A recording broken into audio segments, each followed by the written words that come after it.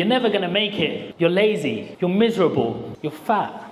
That's how they used to speak to me. That's how they used to make me feel. Has anyone in this room ever felt like they've ever been bullied? Could be in a relationship, maybe at work, your boss pushing you around, making you do all the jobs that you didn't want to do, or even at school, like me. So what kind of trauma does that give you? Well, it's not very nice, I can tell you that. But the thing that I couldn't understand was at home, I'd be loved, cared for, play with all my siblings, and then I had to go to this scary space called school, where they'd push you around, kick you, punch you, spit on the back of your head just because you were a fat boy. But here's the thing, if I could have a reunion with all these people again, I'd happily do it. Why? Because I want to show them me, the man, that I could do every single thing that they said that I couldn't. So I bet you're all wondering, how the hell did you do that? Well, if you stay coachable over the next 30-40 minutes, I'll be running through my whole journey, going through a mindset exercise, and also some deals that I've actually done through the BRRR strategy with taking all my money out of the deal. So just to show you some social proof, a lot of people on social media nowadays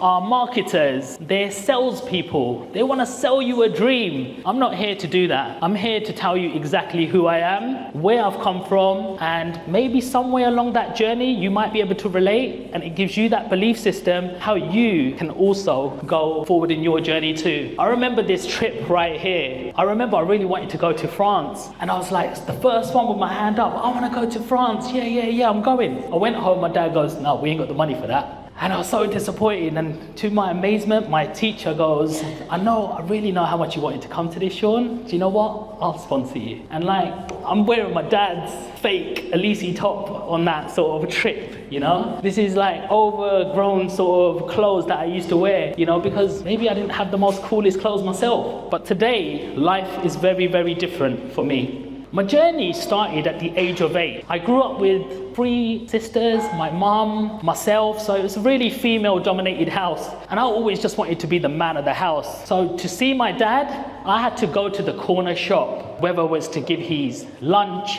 whether it was to give his sandals because he was a little bit too hot inside. But that's primarily where my journey started. I learned some very, very important lessons here while I was sitting behind the counter listening to him. I realized that every customer that came into the shop knew my dad's name, and my dad knew exactly what they wanted. So at that stage in my life, I started learning that relationship is currency. So let me ask you a question. How are you nurturing your relationships? Do people around you feel seen and heard, or are they just another transaction? Because when you build that rapport, people will just keep coming back time and time again, no matter what else you're doing. I had many experiences in this shop as I had to learn if someone was going to come and buy something, if someone was going to come and steal something and try to attack you just for a bottle of vodka, you know? And it was time where some of the best years of my life where I was a teenager, but I had to do shifts in the shop because the family needed me. It taught me about real grit, about if you wanted something in life, you had to really go out and get it. I also learned about VAT and markups. And it's simply just like if you're buying a bar of Snickers, it's just that little bit of profit on top. You know, I learned VAT goes to the government, and that little markup pays for the heating, lighting, staffing. I mean, what other kid was learning about that at the age of 12? Was school teaching me? Do they teach that now in school? So that time in my life taught me a lot about financial literacy. It taught me how to earn money. It taught me how to have respect for money. But more importantly, it taught me how to talk about money with my children to make sure they're never in trouble. A few years went on, and at the age of 13, I didn't feel like doing a newspaper round. And the place where I used to go shopping with my dad, the cash and carry, I decided to get a job there. I said, Dad, speak to the boss, get me a job there. And to my amazement, at the age of 13, I was able to get a job here. As you can see, the environment is like concrete floors, big sort of shelves, forklifts around. It was like a cold place, 5 o'clock start in the morning. I remember that road, Stewardson Road, I had to ride my bike 4:30 in the morning. But guess what? I was finally going to be getting paid, because working in your dad's shop, if you come from an Asian background, you're lucky just to stay in his house and have his food. You ain't getting no money. So I remember that brown paper packet with a little pay slip where you get your notes in there and the little change at the bottom. I don't know if any of you remember that time, but I remember working there, and my job was basically being a cashier. People would come in with their trolleys, and I literally just pick up the heavy items, scan them and put them on another trolley and make their bill and say, here you go. But after a little while, little 13-year-old Sean, like, back started hurting, 20 kilo rice, you know, everything was bulky. And my back started really hurting. I was like, do you know what? It's gotta be an easier way to this. And all of a sudden, on the corner of my eye, I realized that every product had 8 digits on their barcode. So I went over, punched in the 8-digit code, pressed enter, and lo and behold, the product just came up. Guess what? No more heavy lifting, no more breaking my back. There must have been over 1,000 products. Every single 8-digit number, 1,887. Yeah, that's 20 kg tilde basmati rice, I know that. So it's all about working smarter and not harder. Often, life gives you challenges, but sometimes all you need to do is take a step back, take a deep breath. And sometimes things just seem a lot more clearer. At the same time, I was trying to train. Man was trying to bench press 80 kilos, you know, press ups in the bedroom. I thought I was a little bodybuilder. So this one day when this old lady was taking the trolley out and it's got this little ramp, she went to load her car. I realized she didn't have her worker with her that day. And I was like, how is she gonna put all of that stuff in the car? So I was like, excuse me, would you like some help? I'm sure I'm allowed to do that. And she's like, oh yes, please. So I went out with her and I knew how to load the van like from a dad's shop. Heavy stuff at the bottom, light stuff at the top. So I packed her car, closed the door, and all of a sudden, as I turned to her, she was like, this is for you. And I was like, what's this? She's like, oh, it's £5 for your tea money. I was like, I'm not allowed to take that. She goes, no, it's for your tea money. So she gave it to me and I went inside and I said, Paul, the lady's given £5 because I knew you can't take nothing out of the till. And he goes, yeah, that's for you. If you help customers, they're allowed to tip you. And the penny dropped. I'm getting £3 an hour working on this till, 10 hours, that's 30 quid. When I could be out there earning £5, help 8 customers, and I'll be earning £40. It just told me that opportunities are everywhere if you're looking and paying attention. So that time in my life taught me a lot about diversification. You know, you could be earning multiple streams of income even at a place like this. Work harder, not smarter, we say, on multiple streams of income. And by the age at 16, I was like, I fancied a change. You know, start going to college now, and I got a job in McDonald's. And guess what? Like, I nearly got sacked on my first day. I walked in. I mean, when you go to McDonald's and you buy a burger or you buy some nuggets, you just pick it up and eat it, don't you? You don't know that bloody thing has got ketchup, mustard, onions, pickles, all these certain things, ingredients. And on my first day, I had all these men standing around me shouting out 4 regulars, 8 doubles, 4 max. And I was just like, what the hell is going on? It was like in a bomb site. So I'm trying to get it right, and they were like, get him off, get him off. He's slowing down the production chain. And I was red in the face. And again, if you're Asian, you don't want to be sent home on your first day, because that would be worse than being sacked. And I said, please don't let me go home. Can I do something else?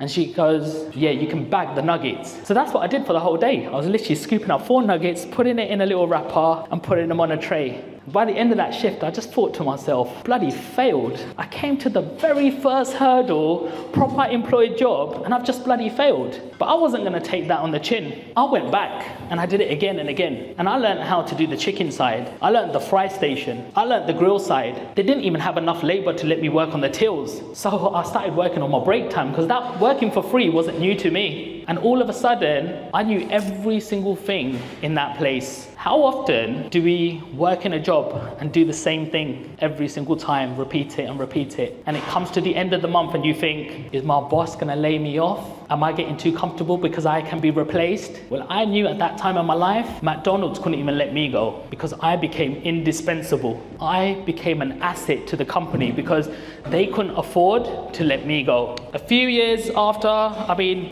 always did McDonald's Wednesday, Saturday, Sunday, and Monday, Tuesday, Friday, I used to go to do this thing called a degree. What a waste of time. I mean, let's be serious. Like, if you're not gonna be a doctor, if you're not gonna be a surgeon, if you're not gonna be a dentist, something that requires a qualification, don't go and do a degree. Like, you're just gonna be left with what, £30,000 worth of debt that comes out of your pay slip before you even see your money for a job that's not even there anymore. My time was slightly different, 2004, but definitely in today's age, we're in a digital era. Everything's online. We've got Duna in the house who's a videographer, you know, like, why? Because people watch reels now. They don't sort of stay in the office. People don't go out and walk and talk to people. But that time also taught me a few other skills, you know, a little bit about handling my own time, how to work in teamwork.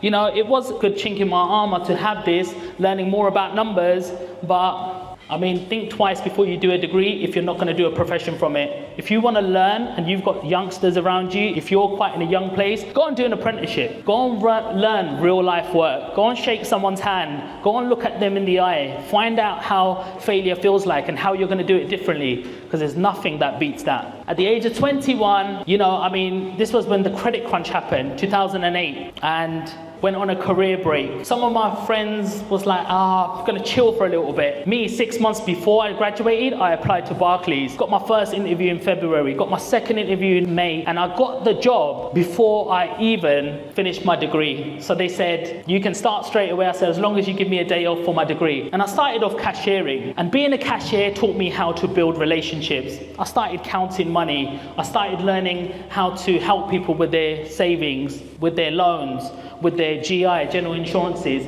That time in my life taught me a lot. But if there's one thing that you can see, I was 21 there, I was literally 25, 26 here. Just being in an employed job, look what it does to you. You're giving all your time, trading all your time for money. But this is what I did get from this job. I utilized this job because Monday to Friday, I'd work in the bank. Saturday and Sunday, I'd work in McDonald's. McDonald's became my spending money. I was able to save £1,000 a month. And by the end of 12 months, I had £12,000.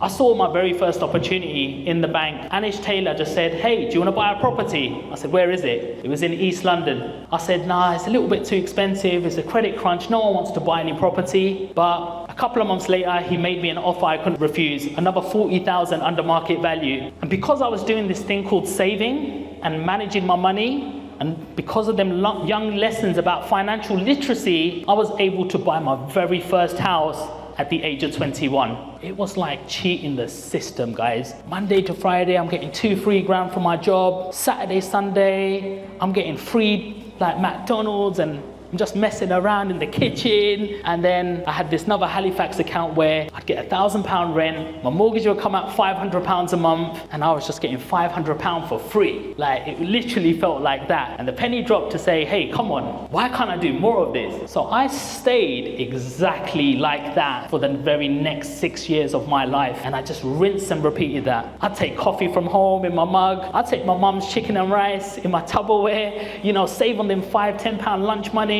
Yeah, I was tight, but I was saving every single penny. And then by 23, I bought my second house. By 24, there was another house in there. By 26, I had 4 houses. And on paper, I became a millionaire. 250, 250, 310. Wow, millionaire. How did I do that? I had over £4,000 coming in a month. I was like, just cheating the system.